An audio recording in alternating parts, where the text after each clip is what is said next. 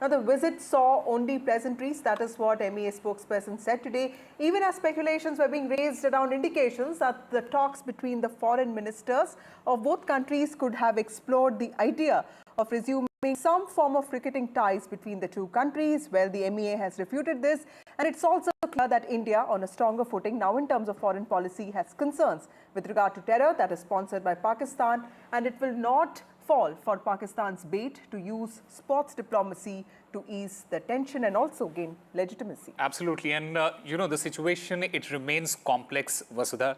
Diplomatic tensions and security concerns, they have halted bilateral cricket. ICC events and Asia Cup, they have in fact facilitated matches, but these regular series are essential, as many fans say, for a sustained rivalry. What about the future? Can we expect bilateral series soon? Neutral venues might be the way forward. Is UAE or Sri Lanka could be the host for such series? For the Pakistan series especially, can the growing demand from the fans and players push the governments to reconsider bilateral cricketing ties? What role can ICC and Asian Cricket Council play? Well, you see, the future of India-Pakistan cricket, at the moment, the ties, it remains uncertain. Absolutely, Osama. Those are very important questions. Remember, India last toured Pakistan in 2006, and the two nations have not played a bilateral series for more than 10 years now. The travel, in fact, stopped after November 2008, when terrorists linked to Pakistani groups killed more than 160 people in Mumbai. The questions we asked today: what is the future of India-Pakistan cricketing ties? Have Pakistani leaders tried to use cricket matches in the past to force some kind of high-level unofficial meetings with their Indian counterparts? Is India wary of that? And is cricket as a diplomatic sanction against a country? Is that a powerful diplomatic tool? Those are the questions we will be asking. But of course, we'll also be joined by a panel of experts. But before we go to the guests, Osama, because you're a sports reporter, let me ask you, the PCB, Pakistan Cricket Board, which will host the Champions Trophy next year, has been urging India to travel to Pakistan for the match. If India does go, it will be, probably the first visit across the border in 17 years. That doesn't seem to be happening as of now. Tell us the importance of this series, and is there a possibility of another venue that is being explored? There are multiple possibilities that the ICC specifically is looking at. As far as the importance of this series, Vasudha, goes, the ICC Champions Trophy, it is one of the most important series, international series that all countries participate in, apart from the World Cups. And I'm talking about the ODI World Cup, I'm talking about the T20 World Cup, and of course the ICC World Test Championship. So the importance of this particular series, and India has had a history. India last won it in 2013, and India would want to go and try and win it one more time. But when you look at the breakdown of India and Pakistan cricket ties, and if you could have that, if you could have that graphics, the last time India traveled to Pakistan was in 2008. So that is a long, long time back. In fact, there have been no bilateral cricket happening between India and Pakistan since 2013 and 2012 and 2013. When the last time India played a series with Pakistan. At the same time, India and Pakistan have only faced each other in ICC tournaments. Okay. And that's the only time India and Pakistan have played cricket against each other in the last 10 years.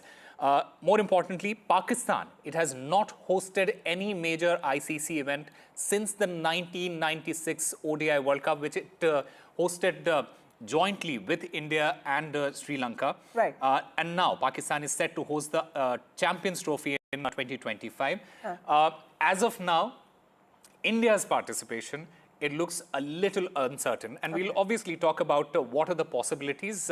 But at the moment, India's participation, it does look a little uncertain. Let's take this question to our guest, Prabhu Dayal, former India ambassador. We also have Gautam Bhattacharya, senior sports journalist. Thank you for joining us on this broadcast. To you, Ambassador Dayal, first, when Dr. Jaishankar was traveling to Pakistan, it was seen as an icebreaker visit.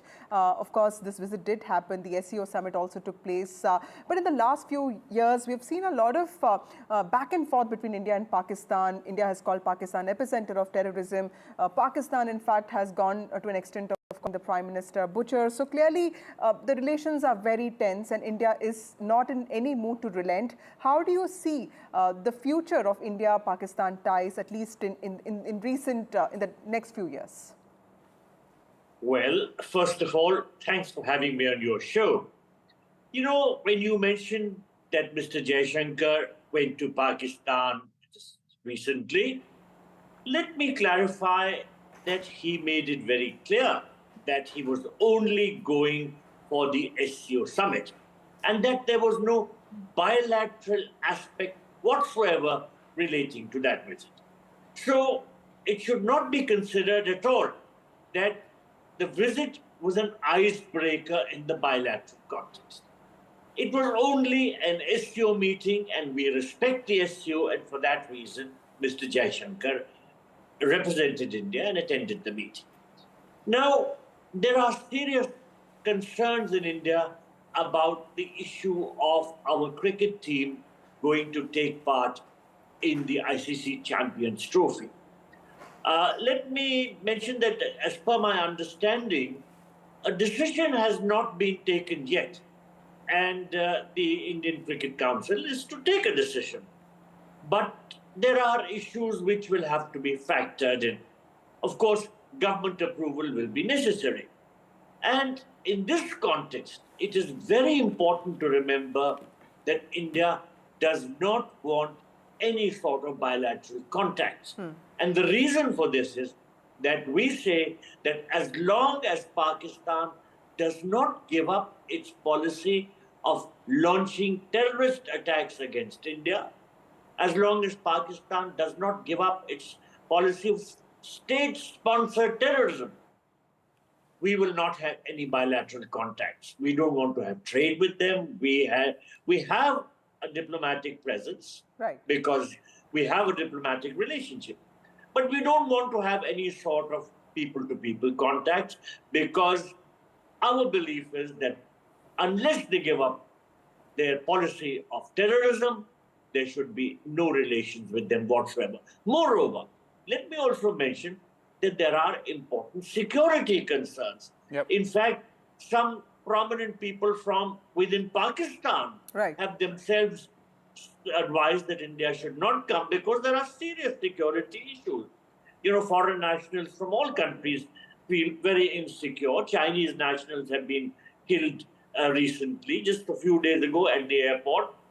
So the Indian cricket team would face some security issues. And why should we expose our team to these risks? Now, let me mention, what is being talked about is a hybrid model. That is to say, some matches taking place in Pakistan and some taking place outside. Right. I understand that the name of Dubai is being mentioned very, very actively, that India's matches could take place there, and including, of course, the semi-finals and finals. And there would be some matches in which Pakistan would play, which would take place there. So this hybrid model could solve the situation. And my understanding is that is very seriously under consideration. Okay. All right. I also want to ask Gautam Bhattacharya, you know, we have been talking about diplomatic tensions. We have also been talking about security concerns, as our guest rightly mentioned right now. According to you, and you have been covering sports and cricket for a very, very long time, how complex is this situation according to you?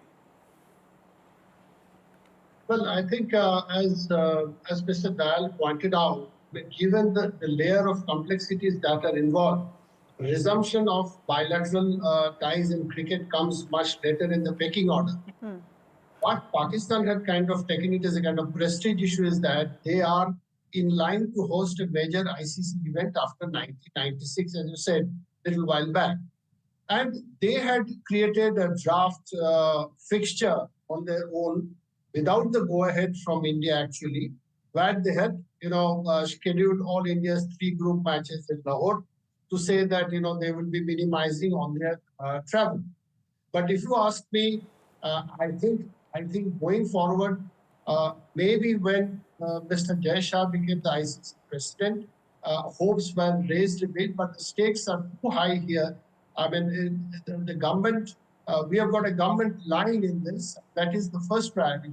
So to me, seeing from experience, having lived and worked in Dubai, I think chances of the hybrid model is what is the way forward for me. Right.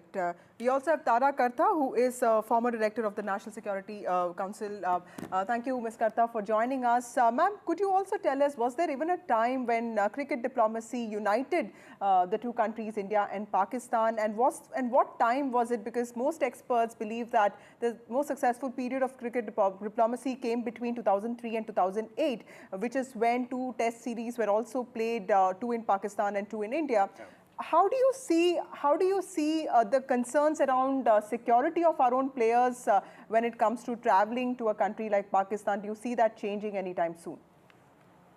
See, I can recall the time when, you could cheer each other's teams, and that was wonderful, right? That was amazing stuff. But that's not the case now. And as a security person, I would not send my team to Pakistan. No way. I mean, let's be very clear on that. Because it's not just that the Sri Lankan team got attacked. It's not just that, say the Chinese people got attacked. It's that the Pakistanis are attacking themselves. There are attacks against Ahmadiyas. There's attacks on all kinds of issues. There's TTP. It's all around and inside. So I really wouldn't risk our players. I think however, since it's a game, and let's face it, there's a lot of money riding on it. There's a lot of reputations riding on it. I think some kind of a hybrid model would probably work better, where you have your game, but you go somewhere else and you play that. Right. Ambassador Dayal, elections have happened in Jammu and Kashmir, and Jammu and Kashmir has been this hot button issue when it comes to India and Pakistan.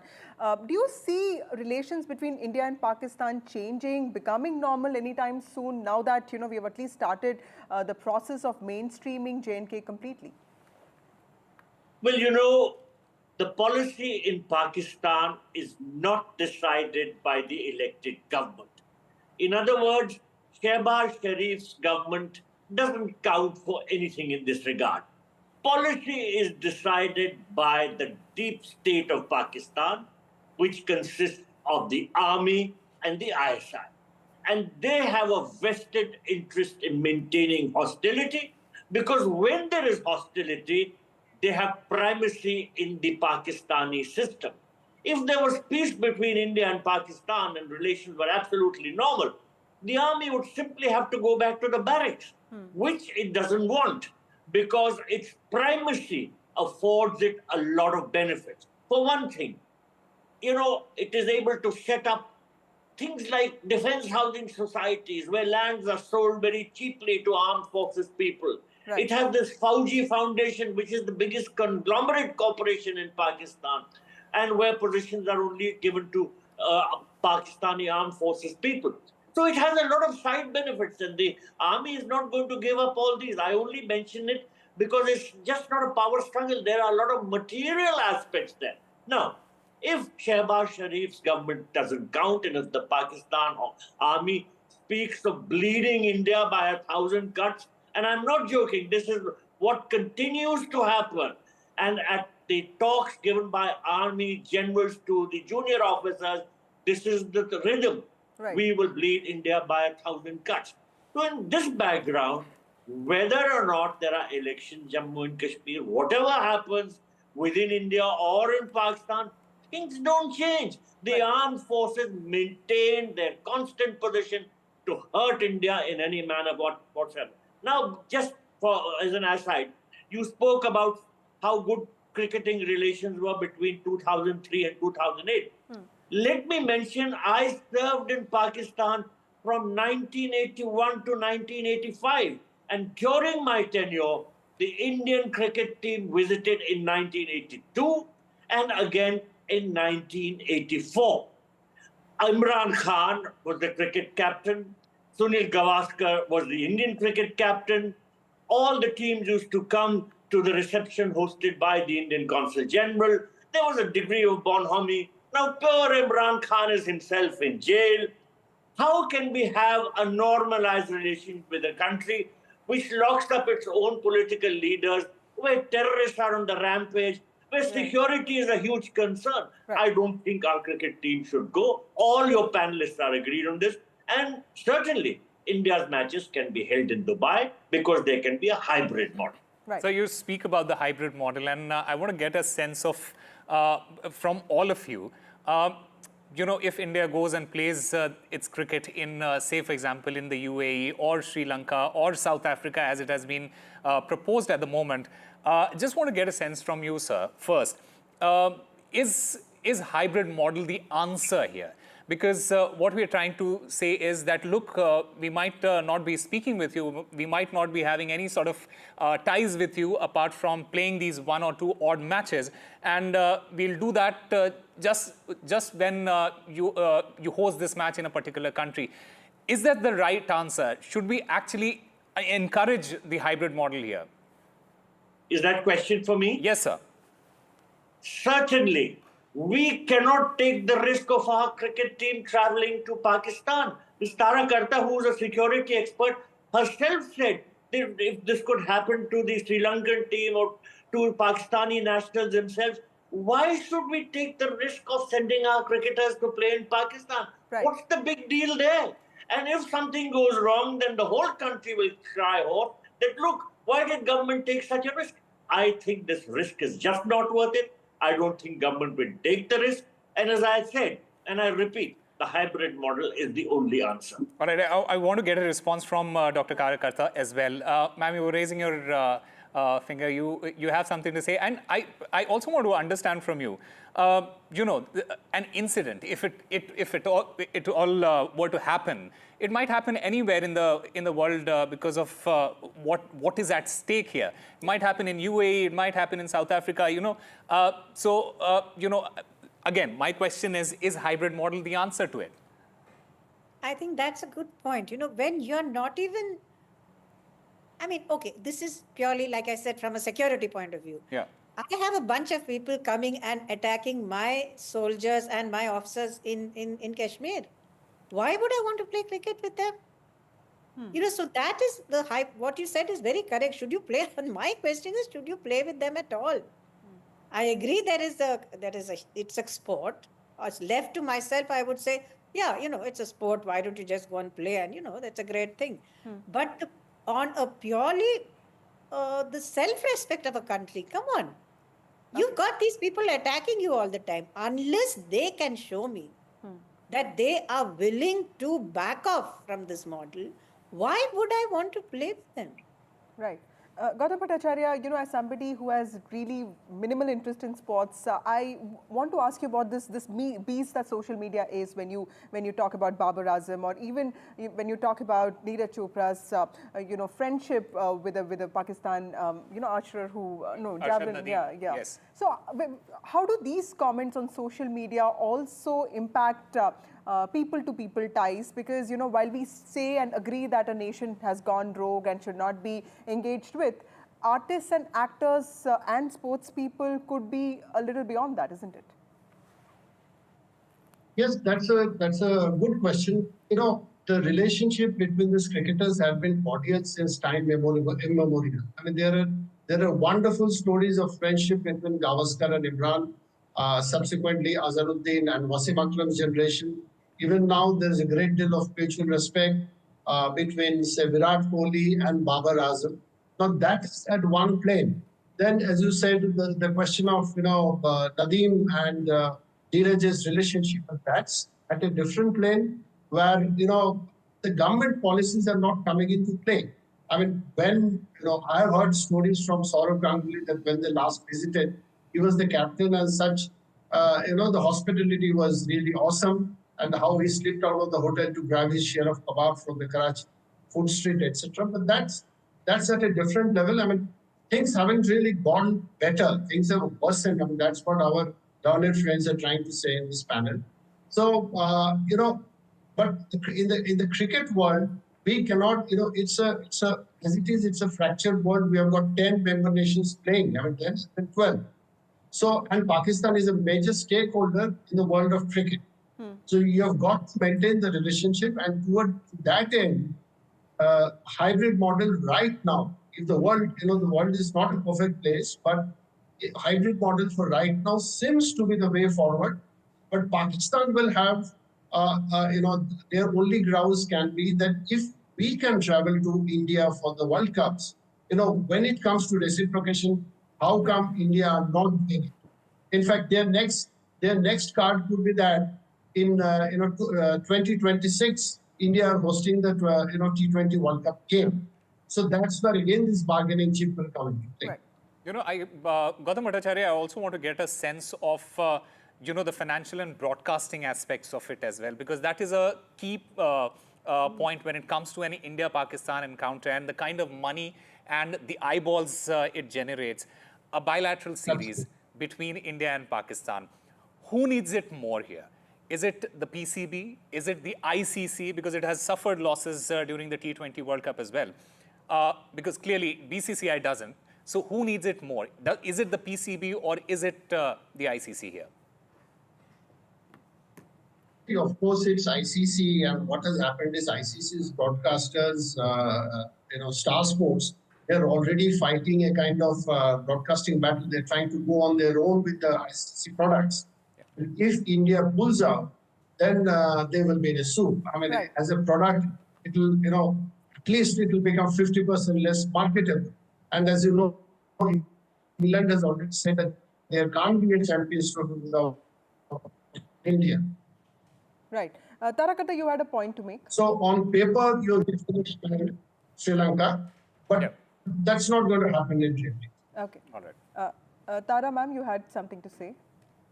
No, not really. I was just thinking, I mean, this whole, what you said about the money aspect, it's huge, right? We're talking, I don't know, how many hundreds of crores. But I mean, it's a sport which is hugely popular. Everybody goes crazy on it. But for me, in the end, it's about, whether there is enough trust. Is this, if I can see this as a break and as a movement forward, and that the Pakistan side is now willing to go, the extra mile, I would say go for it. Okay. My last question to you, Ambassador Dayal, Dr. S. Jaishankar and India have been talking about the policy of dehyphenation for some years now, India and Pakistan. That's our major lesson to the west of India also. How much of India's own foreign policy has also been important in India's reluctance to engage with Pakistan and not really willing to compromise till Pakistan really agrees to stop terror activities? Well, before I answer your question, let me say that I had raised my hand earlier because Tara Karta was not present when I made my opening intervention.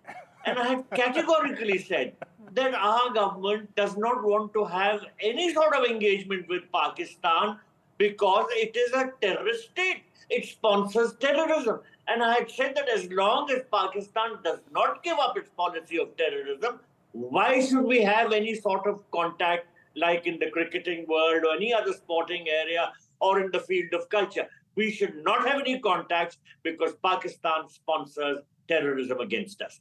Now, as regards your question about dehyphenating India and Pakistan, look, that happened long ago. India is the world's third largest economy. Pakistan is in doldrums. It's going around with a begging bowl. People avoid Pakistan simply because they're afraid it may end up asking for more loans, etc. And I'm serious about it. Even the Saudis in the UAE try to sort of keep the Pakistanis at an arm's distance. And they're extremely worried that Pakistani citizens are going to Saudi Arabia, for instance, on the pretext of pilgrimage. And they're begging on the streets of Saudi Arabia. So nobody wants this yet. Now, dehyphenation took place a long time ago. And when Mr. Jaishankar returned from the SCO summit, he said that, Pakistan now for us is just secondary. It is not what Pakistanis would like to think, that India and Pakistan are on parity, etc. Pakistan is just nowhere on the horizon. Okay. We have moved far, far ahead. Of course, it's a security challenge, and we will take care of that. So many interesting points. I thank you all of you for joining us on this broadcast. So does cricket still play a role in high-level bilateral diplomacy? Can it even lead to some break in this diplomatic freeze? Osama doesn't look like it's happening anytime soon. Well, it doesn't look like it is happening anytime soon, but at the same time, a lot of our panelists, they suggested there is a hybrid model.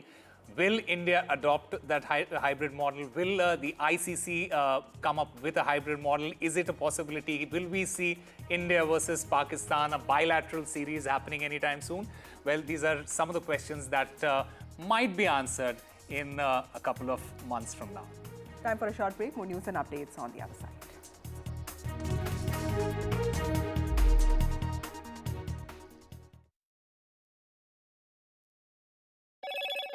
Hello, Moto.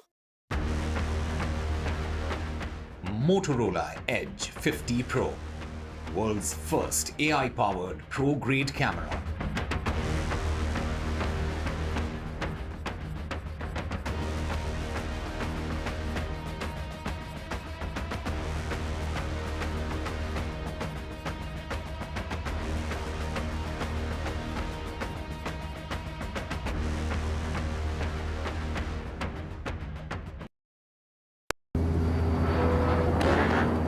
I don't care for no songs and proses. I don't care for no sweet boys with roses.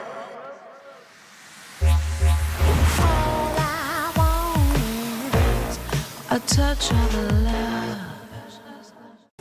Stay informed and entertained with the new and updated NDTV News app.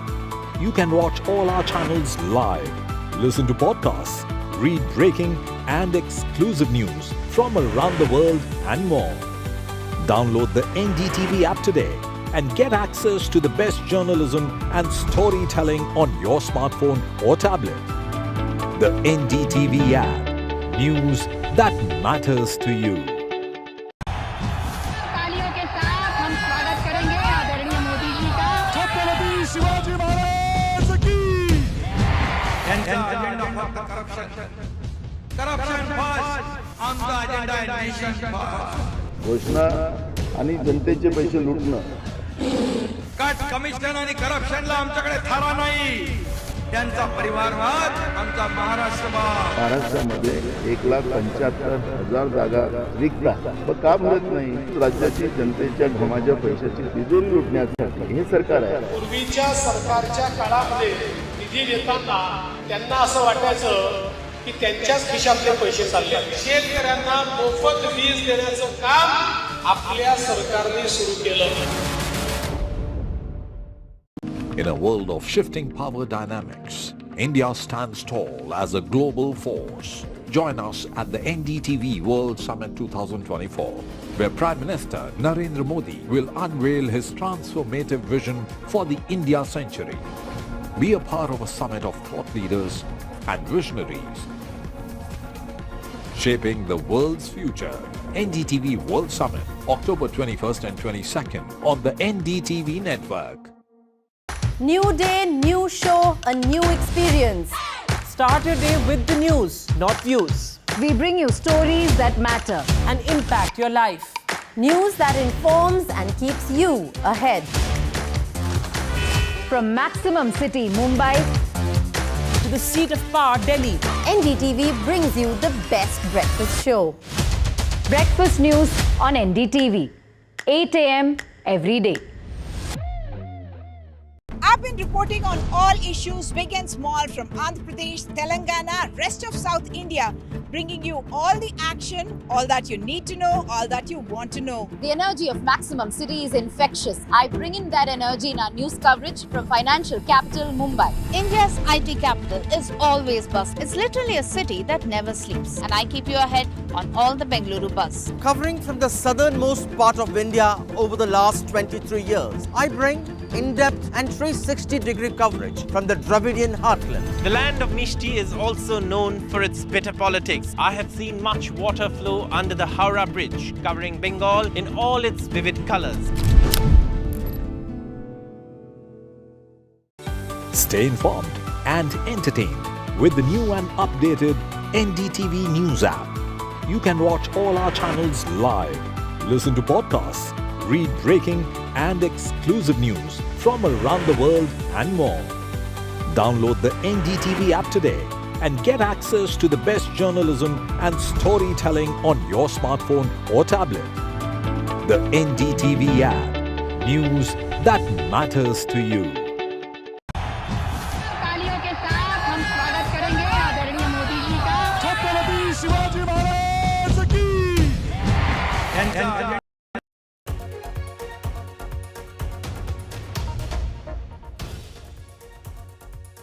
Good evening, ladies and gentlemen, India has slammed Canada yet again for maligning India and endorsing anti-India elements. Meanwhile, with regard to the incident of violence that happened in UP, the accused have been shot at, they are injured and they are in police custody. We'll get you all that and more in this bulletin, but first, the headlines.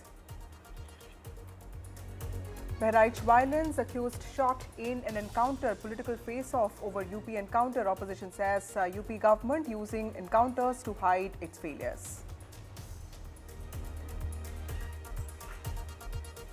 Aviation Minister Ram Mohan Naidu breaks silence on threat calls to airlines, says most of the culprits identified are minors and that there's no conspiracy angle which has emerged so far. Indian government slams Canada for the deepening rift between the two countries, says Prime Minister of Canada Justin Trudeau is responsible for escalating the crisis and there is a clear pattern to maligning India. In the backdrop of diplomatic tensions between India and Canada, India has flagged Canada's non-cooperation in extraditing Bishnoi gang members. MEA has said that there are 26 extradition requests pending with the government of Canada. It's a new low for Team India in Test cricket. Host team out for 46 runs, the lowest at home, lowest